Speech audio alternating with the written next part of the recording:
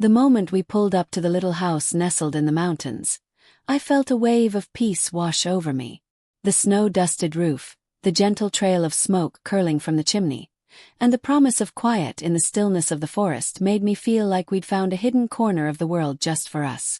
It had been years since I allowed myself this kind of escape, a deliberate act of self-care. But this time Liam had insisted.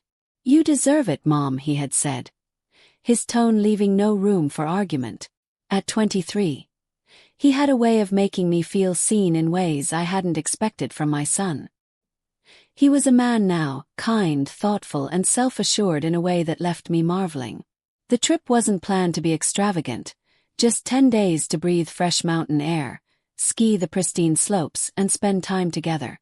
My husband had stayed back, recovering from his knee surgery. Liam and I were used to these little adventures together, but this was the first time in years we'd carved out such a chunk of time, just the two of us. The cabin's interior was even cozier than the pictures had suggested. Exposed wooden beams crisscrossed the ceilings, a stone fireplace dominated the living room, and the kitchen, small but functional, smelled faintly of pine and freshly cut logs. There were even 2 hot tubs on the premises, nestled under the stars. I couldn't have imagined a better setting if I tried. "You've got the bags," I called to Liam as I unlocked the door. "Already ahead of you," his deep, cheerful voice echoed back. When I turned around, I saw him juggling 2 suitcases with the ease of someone who worked out regularly, though he never bragged about it. He grinned, his blue eyes sparkling. "No need to lift a finger." I laughed. "You'd better not be saying that for the next 10 days. "Try me," he shot back, a playful challenge in his tone. We spent the first day settling in. I didn't want to rush onto the slopes just yet. There was something so calming about unpacking, placing the groceries on the rustic shelves, and watching Liam set up his laptop in the corner for a bit of light work. It reminded me of when he was younger, how he'd quietly occupy himself with his schoolwork at the kitchen table while I cooked.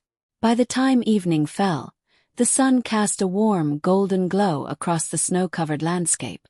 Liam was the first to suggest we explore the property. "Come on, Mom. There's a whole forest out there, and we haven't even seen the hot tubs yet." I laughed, pulling on my coat and scarf. "All right, Mr. Tour Guide. Lead the way." The crunch of snow underfoot, the bite of the crisp mountain air, and the fading warmth of the sun on my face made every step feel like a cleansing ritual. Liam stayed close, pointing out interesting icicles dangling from the eaves and teasing me about how out of breath I was by the time we reached the hot tub area. "You know," he said, rubbing his hands together as he surveyed the bubbling water, "we could skip skiing tomorrow and just sit here all day." I wouldn't judge. "Speak for yourself," I countered, though the idea was tempting. "We came here to ski. You're not getting out of it." His laugh was warm, a sound I hadn't realized I'd missed hearing so freely. We stood there in silence for a while, watching the sky darken into deep blues and purples. Stars began to appear, each one more brilliant than the last, as though the universe was laying out its finest display for us. Liam turned to me, his expression soft. "Thanks for saying yes to this trip." I glanced at him, surprised by the sudden shift in his tone. "You planned it." "I should be thanking you." He smiled. "I just thought, you don't get enough credit for everything you've done for us. And I wanted to do something to remind you how amazing you are." A lump formed in my throat, but I swallowed it down, managing a smile. "You always know how to make me feel special." "That's the idea," he replied, his tone light again. As we walked back to the cabin, I couldn't help but think about how much I cherished these quiet moments with him. Liam had always been my rock, even when he was too young to know it. Now, as I watched him carry himself with such confidence and kindness, I realized just how lucky I was. This trip felt like a gift I didn't know I needed. A chance to reconnect, not just with my son but with myself. And as the door closed behind us, the warmth of the cabin wrapping around us like a blanket, I knew this was only the beginning of a journey I would treasure for years to come. The idea to visit the hot tubs came to me as the evening settled in, and the thought of soaking in the warmth while the stars painted the sky was irresistible. I glanced at Liam, who was busy scrolling on his phone near the fireplace, his relaxed posture matching the tranquil energy of the cabin.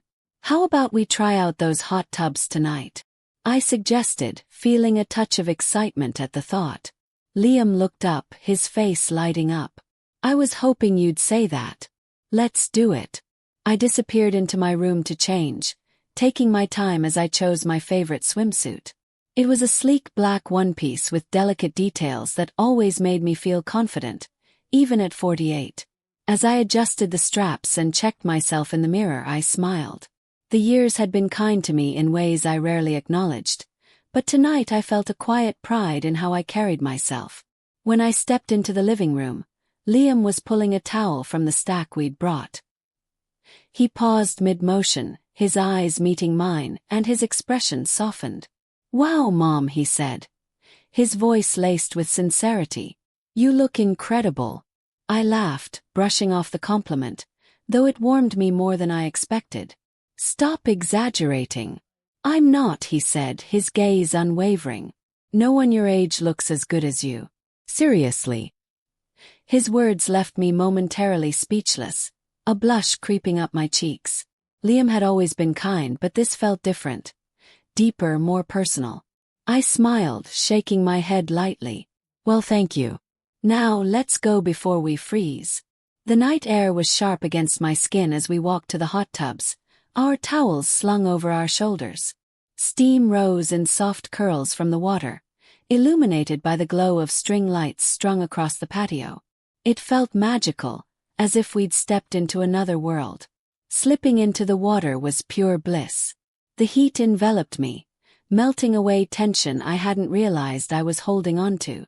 Liam settled in across from me, leaning back with a contented sigh. His broad shoulders relaxed and his head tilted back to gaze at the sky. "This is perfect," he murmured, his voice barely audible over the gentle bubbling of the water. "It really is," I agreed, letting my eyes drift over the sparkling constellations above. The warmth seeped into my bones, and for the first time in what felt like years, I was utterly at ease. We talked about everything and nothing, the conversation flowing effortlessly. Liam told me about his plans for the future, his hopes, and even his fears, which he rarely shared. His openness felt like a gift, and I found myself sharing things I hadn't told anyone. My worries, my regrets, and even the loneliness I sometimes felt. "You shouldn't feel that way, Mom," he said gently, leaning forward, his blue eyes locking onto mine. "You're amazing. You've done so much for me, for Dad. You deserve to be happy." His words tugged at something deep inside me. "I am happy," I said softly, though it felt like more of a promise to myself than the truth. The tub seemed to blur the lines of time and space, as if we were in a bubble where nothing else mattered. All the usual boundaries, the roles we played, seemed to dissolve in the steam and warmth. By the time we decided to leave, the cold air hit me like a wall, and I felt my head spin slightly as I stood. "Whoa," I said, reaching out to steady myself. Before I could fall, Liam was there, his arms strong and steady as he caught me. "I've got you," he said, his voice calm and reassuring. "I'm fine," I tried to protest, but he shook his head. "You're not walking like this," he said firmly, scooping me up with an ease that made me feel light as a feather. I clung to him, laughing softly despite myself. He carried me inside, laying me gently on the bed. "Stay here," he said, brushing a strand of hair from my face. "I'll be right back." Before I could argue, he leaned down, his lips pressing a soft kiss to my cheek. The gesture was tender, almost instinctive, and it left me speechless. True to his word, he returned a short while later, the aroma of grilled steak and fresh salad wafting through the room. He carried a tray with 2 plates, a bottle of wine, and 2 glasses, setting it down on the nightstand with a flourish. "Dinner is served," he announced, grinning. I sat up, feeling better already, and we shared the meal on the bed, the wine loosening our laughter and conversation. The steak was perfectly cooked, the salad crisp and refreshing, and Liam's company was the perfect pairing. As the night stretched on, I felt a warmth that had nothing to do with the hot tub or the wine. It was the feeling of being cared for, of being seen. And as Liam sat close to me, his presence steady and unwavering, I realized how deeply I valued this time with him. It wasn't just about reconnecting, it was about discovering a bond that was growing richer, more profound, and unshakably strong. After dinner, Liam cleared away the dishes while I changed into something more comfortable for the night, a soft robe and warm slippers. My body still felt relaxed from the hot tub soak, but a slight tension lingered in my shoulders, likely from the long drive the day before. When Liam returned, he noticed me rubbing the back of my neck absent-mindedly. "You look like you could use a massage," he offered, his tone light yet sincere.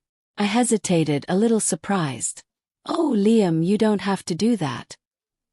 He smiled, setting down the tray he had carried from the kitchen. "I want to. Come on, Mom. Just relax.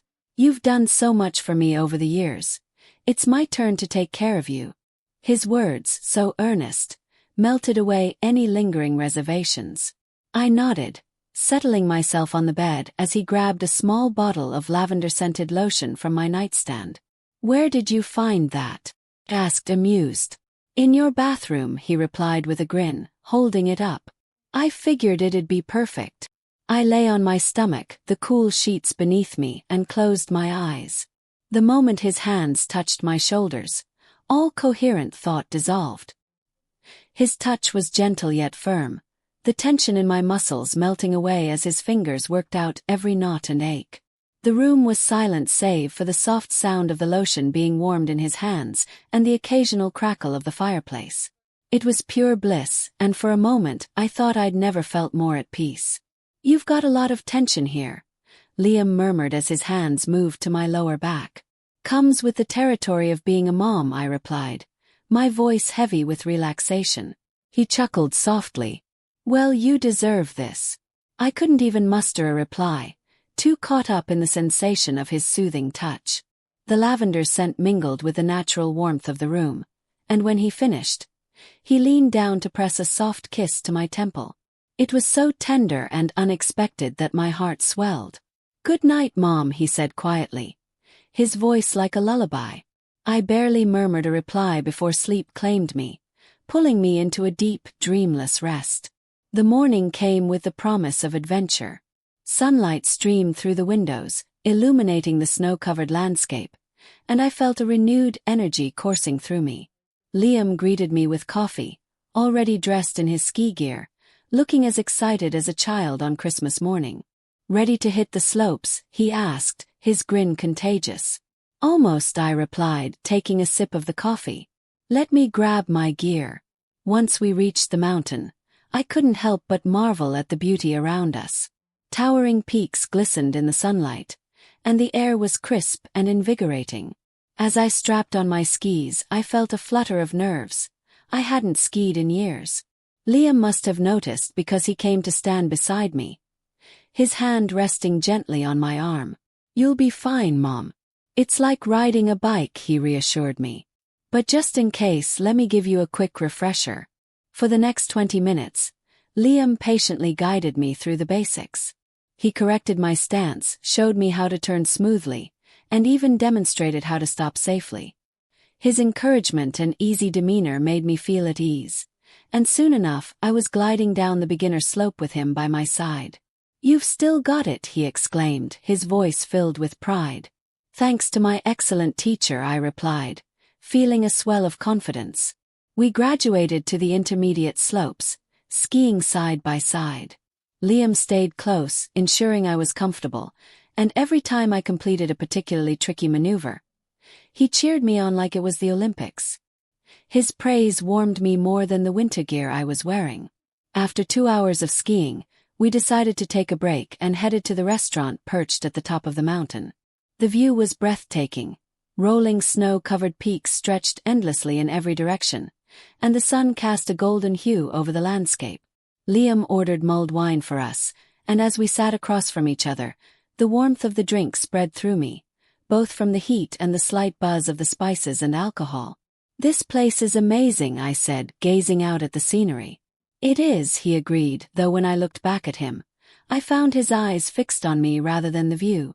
We talked about everything: Our hopes, dreams, and even the small details of our lives we hadn't shared in years. Liam had always been wise beyond his years, but his insights and thoughtfulness during that conversation left me in awe. "You know," I said softly, "you're quite extraordinary. I don't know how I got so lucky to have you as my son." He smiled, his gaze warm and unflinching. "You're the extraordinary one, Mom. I've always looked up to you." His words made my heart skip a beat, and I felt a warmth that had nothing to do with the mulled wine. There was something about the way he spoke, the way he looked at me. It felt deeper than simple gratitude or admiration. It was something I couldn't quite name, but it stirred emotions I hadn't expected to feel. As we sipped our drinks and shared a quiet moment, I realized with startling clarity that I was falling in love, not in the way a mother loves her son, but in a way that felt infinitely more complex and profound. It scared me, but it also felt undeniable. As the sun dipped lower, casting golden hues on the mountain peaks, the twinkling lights began to appear. Strands of warm bulbs decorated the trees and the edges of the restaurant, creating a soft, romantic glow. The beauty of the moment was not lost on either of us, and I couldn't help but feel as if we had fallen into a dream. The lingering warmth of the mulled wine only added to the comfort, loosening our tongues and making each word flow naturally. Liam suggested we order more food, and I agreed. We shared a table of charcuterie, nibbling on cheeses and meats as we continued our conversation. The laughter between us was light but intimate, as if the rest of the world had melted away and left just the two of us. The mood changed as dusk fell. Liam fell silent, his gaze lingering on me for just a moment longer than before. "You know," he began, his voice even but softer than usual, "this is the happiest I've been in a long time." I smiled, feeling a flutter in my chest. "Me too," I admitted, though my heart was racing as I spoke. He leaned forward slightly, his hands on the table, looking into my eyes. "Mom, there's something I wanted to say. I don't know if it's the wine or the setting that's giving me the courage, but I can't hold it in anymore." My breath caught. His tone, the intensity of his expression, it wasn't playful or casual. It was different, and I wasn't sure I was ready for what he was about to say. "I love you," he said, his voice full of confidence and vulnerability. "Not just because you're my mom, but because you are you. I know how it sounds, but I can't ignore what I'm feeling anymore." The words hung in the air between us, shimmering like the lights that surrounded us. I stared at him, my heart pounding so loudly I was sure he could hear it. I tried to gather my thoughts, but it was a mixture of emotions: fear, excitement, and a deep, overwhelming sense of relief. I began, then stopped, taking a deep breath. "I love you too, Liam. There's something I can't explain. It's different, but it's real." The vulnerability in his expression softened into something brighter, a mixture of joy and reassurance. There was no judgment or hesitation between us, just an unspoken understanding. The space that had separated us vanished as he leaned closer, his lips brushing mine. For a moment, the world completely disappeared, leaving just the two of us in this shared reality.